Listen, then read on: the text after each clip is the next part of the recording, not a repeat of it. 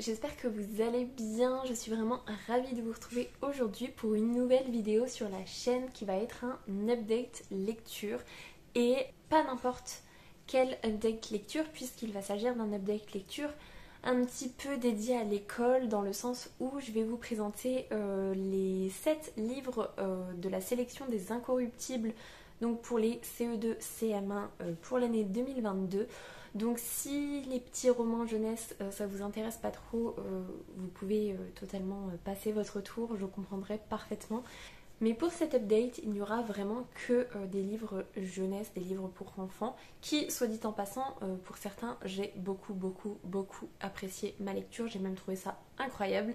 Donc voilà, mais en tout cas, je l'ai fait l'année dernière puisqu'on participait aussi avec ma classe aux Incorruptibles. Et puis voilà, en fait, on avait envie de remettre le couvert puisque c'était plutôt une chouette expérience. Donc c'est parti, on commence tout de suite. Je ne vous les présente pas du tout dans l'ordre dans lequel je les ai lus. Je prends vraiment au hasard et il n'y a pas trop de rapport. Je fais tout de suite une petite parenthèse. Le soleil donne, ensuite il se cache, ensuite il donne, ensuite il se cache.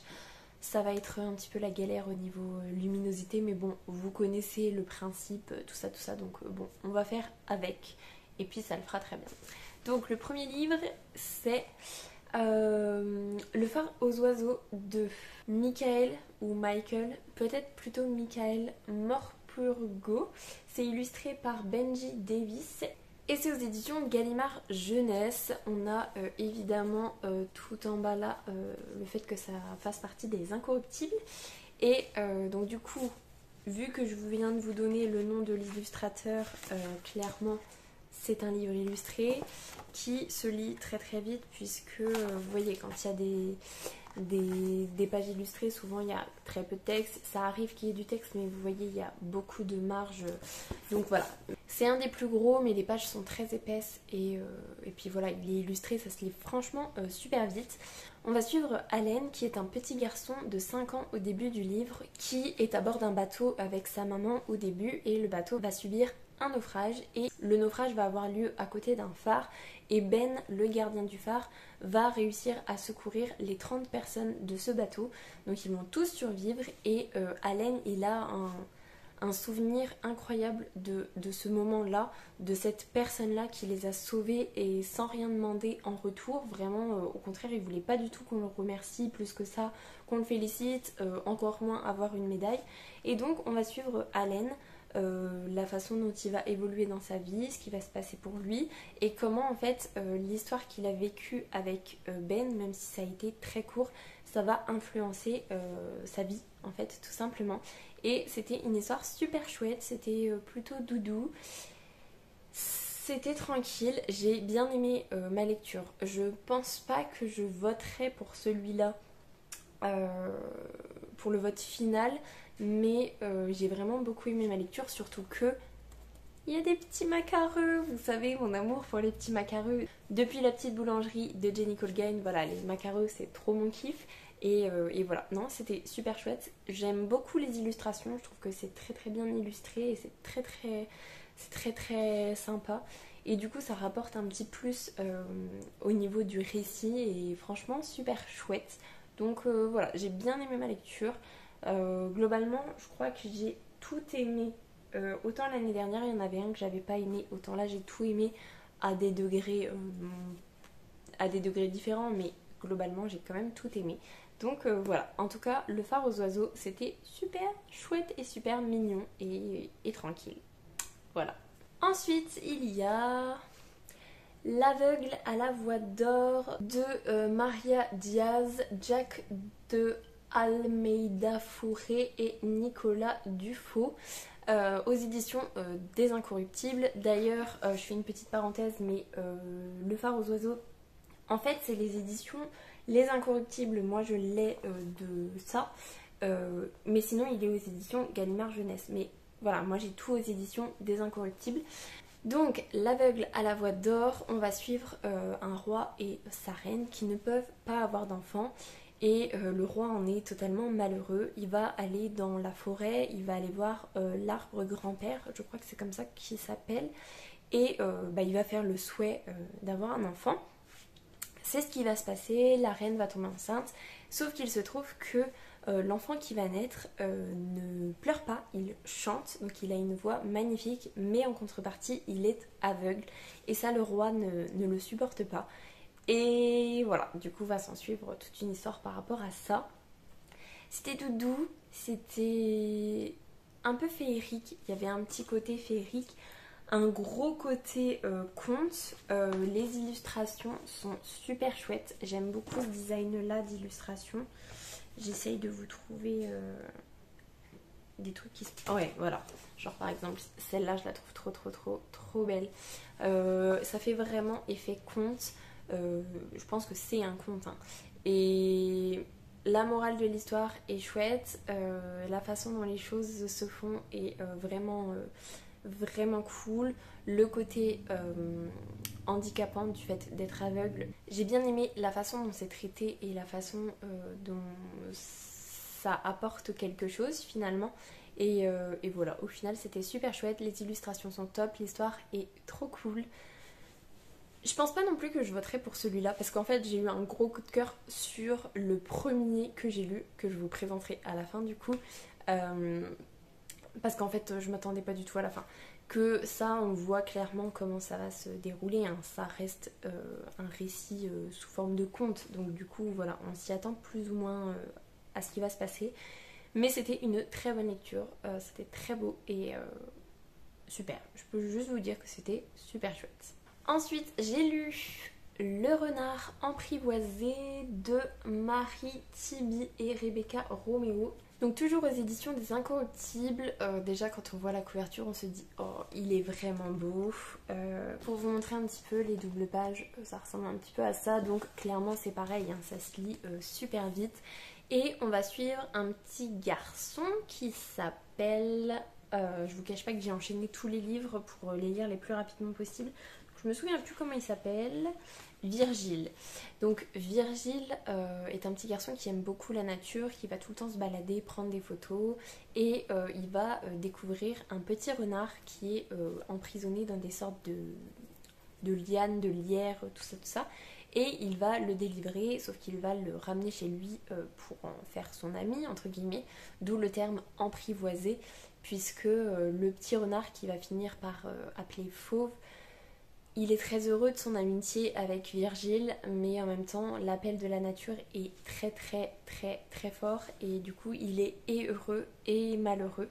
Et du coup, voilà, on va suivre les semaines qui passent, les mois qui passent et puis... Et la morale est super chouette. Franchement, j'ai trouvé vraiment que c'était super chouette.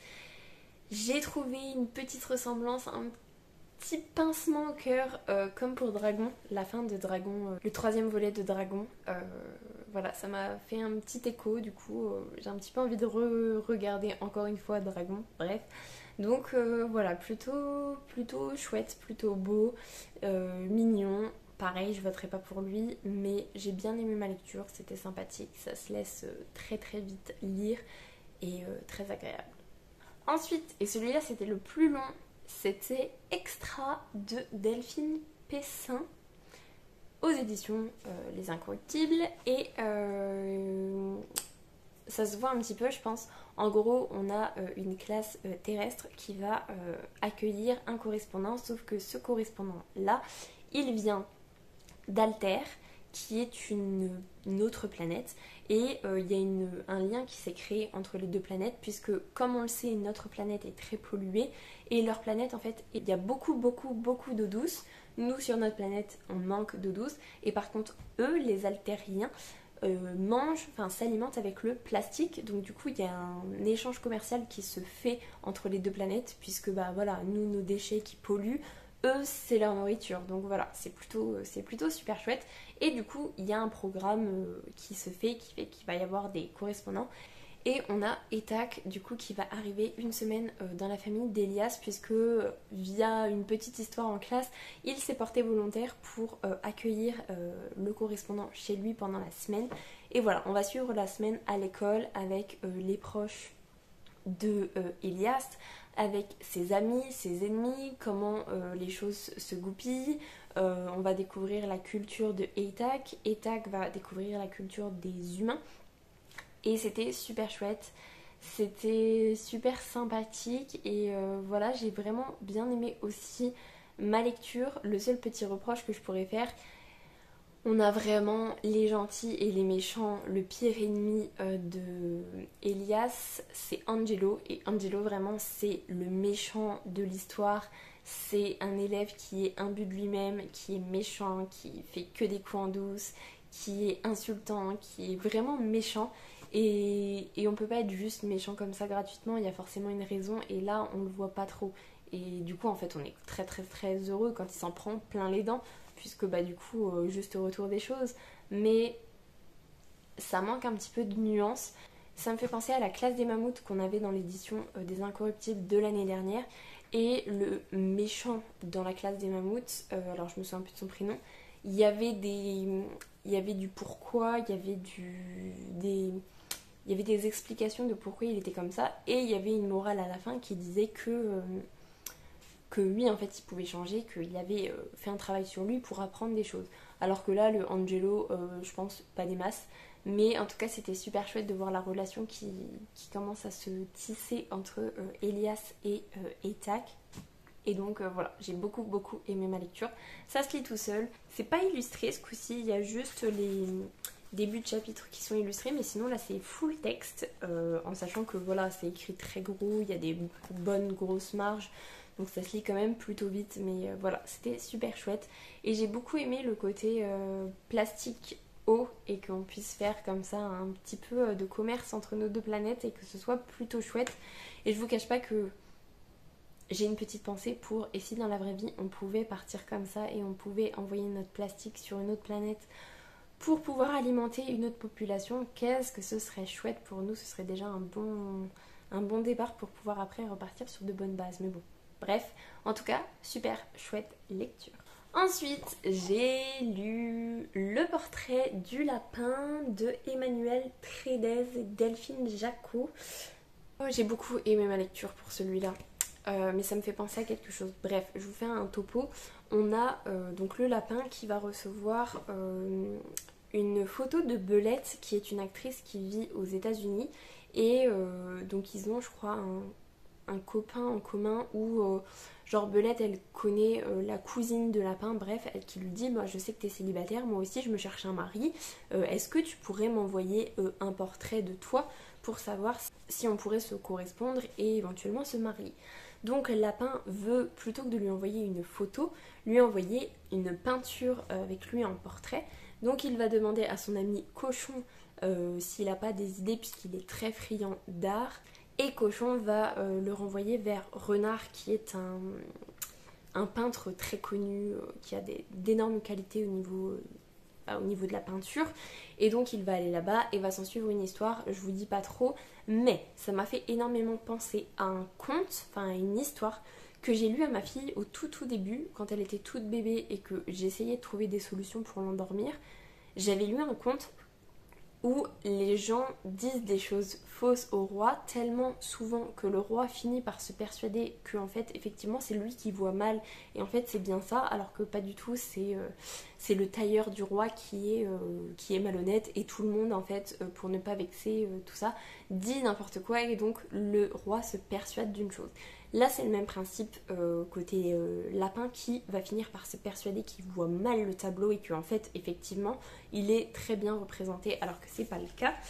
Et je vais vous montrer ce que je trouve super chouette, parce qu'évidemment c'est illustré, mais ce que je trouve super chouette c'est toutes les références, alors attendez, toutes les références à des tableaux, à des œuvres d'art qu'on connaît, hein, tout simplement. Par exemple celui-là, on a le Picasso ici, et il y en a très certainement des centaines d'autres références. Alors il y en a beaucoup que j'ai remarqué, il y en a d'autres que voilà, je pense que je suis passée à côté, parce que même si j'aime beaucoup l'art, je suis pas non plus une professionnelle, mais en tout cas il y a énormément de références. Et celui-là, ce qui est cool, c'est que je pense que pour des élèves S'ils ne s'intéressent qu'à l'histoire et aux images, ils vont beaucoup aimer. Mais en tant qu'adulte, du coup, on a toutes les références artistiques qui peuvent être détricotées, enfin pas détricotées, mais qui peuvent être analysées. Et je me suis dit que celui-là, pour un projet artistique, ça peut être super chouette. Donc je vais réfléchir, je vais voir avec ma directrice ce qu'elle en pense, parce que ça peut être super chouette. Donc voilà, j'ai beaucoup aimé ma lecture, j'ai beaucoup aimé la conclusion de ce petit graphique, parce que voilà, c'est super chouette. Je crois que la conclusion n'est pas exactement la même que dans l'histoire que j'avais lue à ma fille quand elle était toute petite. Mais en tout cas, voilà, c'était super chouette et j'ai beaucoup aimé. Et le dernier livre, celui pour lequel je vais voter, c'est un tout petit livre et c'est Bleu comme l'espoir de Michael, je pense, Olivier, je pense, au vu de comment c'est écrit. Je vous dis pas les éditions parce qu'en fait à chaque fois c'est marqué Les Incorruptibles et puis il y a plein d'autres trucs qui sont marqués. Bref, c'est Bleu comme l'espoir. C'est un petit livre, un tout petit livre, il fait 43 pages et puis vous voyez niveau écriture il n'y a pas grand chose. Il n'est pas illustré et donc c'est de la science-fiction où on va avoir plein de jeunes qui sont sur un vaisseau spatial. Non, c'est pas exactement ça. Il y a 8 jeunes, donc 4 garçons, 4 filles qui sont sur un vaisseau spatial et on sait qu'il y a plein de vaisseaux spatiaux avec pareil la même configuration de passagers dedans. Et en fait, il se trouve que la planète de départ était complètement décimée par la population actuelle. Et du coup, en fait, ils sont envoyés dans l'espace jusqu'à temps que l'ordinateur de bord repère une planète qui serait accessible pour l'humanité et ainsi repeupler tout ça. Tous les vaisseaux ne vont pas forcément dans la même direction pour laisser plus de chance à l'humanité. Donc voilà, on va suivre le fait que là, ils sont réveillés de cryogénisation, truc d'un genre. Ça fait, donc là je viens de relire, ça fait 3789 ans qu'ils sont en sommeil en fait. Et là, on approche d'une planète qui pourrait correspondre en fait pour qu'ils puissent aller y vivre. Et voilà, je vous dis que ça, j'ai trop envie de vous spoiler. Je pourrais presque, parce qu'à mon avis, ceux qui me regardent, un petit livre comme ça de 43 pages, je pense que voilà, ça vous fait pas forcément envie. Mais en tout cas, il est trop bien. Je ne spoilerai pas. Mais la fin, ça m'a mis une claque et je me suis dit, bah oui. Mais ça m'a mis une claque parce que je m'y attendais pas du tout. Et c'était incroyable. Et à aucun moment, dans ma lecture de 7 minutes, je pense, parce que les 43 pages se lisent vraiment très vite, à aucun moment je me suis dit ça va être ça la fin. Et quand elle arrive, tu te dis ah ouais. Et franchement, topissime. Donc je pense que je vais voter pour celui-là. Je pense que je serai la seule dans ma classe à voter pour celui-là parce qu'il n'est pas illustré, parce que c'est de la science-fiction, parce que la claque de la fin, je pense qu'il y a une bonne partie de mes élèves qui n'y seront pas sensibles. Il y en a une autre partie, je pense, qui seront peut-être un peu sensibles, mais la majorité, je pense pas. Je pense qu'eux, ils partiront plutôt sur peut-être extra. Parce que l'année dernière, ils ont voté pour la classe des mammouths. Donc peut-être extra, c'est ce qui se rapproche le plus. Et puis il y a le côté à l'école, machin chose et tout. Il y a des petits moments drôles. Donc je pense qu'ils voteront peut-être plus pour celui-là quand ils l'auront lu. Mais moi je vais voter pour celui-là parce que déjà, j'adore la science-fiction. Déjà, je suis pas forcément une fan des graphiques, même si j'avoue que j'apprécie. Ça apporte un plus quand même à la lecture. Mais c'est que de temps en temps, c'est que ponctuellement. Mais là, c'est surtout que voilà, la claque de la fin, c'est ça qui me fait voter pour lui. L'année dernière, j'avais voté pour L'affaire Méchant Loup parce que c'était pareil. Il était illustré celui-là, mais c'était une claque monumentale à la fin et une remise en question pas possible. Et du coup, voilà, forcément, j'étais obligée de voter pour celui-là. Donc, Bleu comme l'espoir, pour moi, c'est un livre trop bien. Et surtout, si vous êtes parent d'enfants qui sont en classe de CE2, CM1, même après, hein, ça se lit tout seul et petite pépite. Franchement, petite pépite, lisez-le avec vos enfants parce que la claque est monumentale. Donc voilà. Sur ce, j'ai fait le tour au niveau des Incorruptibles. Je vais m'arrêter là du coup parce que j'avais un autre livre à vous présenter niveau scolaire, mais en fait je vous le ferai dans un autre update lecture, ça ira très vite. Et puis là, bon, je pense que la vidéo est suffisamment longue. En tout cas, ça m'a fait super plaisir de rusher niveau lecture ce week-end parce que du coup j'ai lu plein de livres et du coup ça me permet déjà de tourner une vidéo en avance, comme ça je suis un petit peu tranquille. Et puis voilà, tout simplement, j'ai lu d'excellents livres, il n'y en a aucun que je n'ai pas aimé. Autant l'année dernière il y en avait un que j'avais pas trop aimé, mais là je les ai tous aimés. Donc voilà, trop chouette. En tout cas, j'espère que cette vidéo vous aura plu. Si c'est le cas, n'hésitez pas à mettre un petit pouce dans les airs, à vous abonner à la chaîne et à venir discuter avec moi en commentaire. Ça me fera super plaisir. En attendant, je vous souhaite une très belle semaine, de très belles lectures et je vous dis à la semaine prochaine. Salut!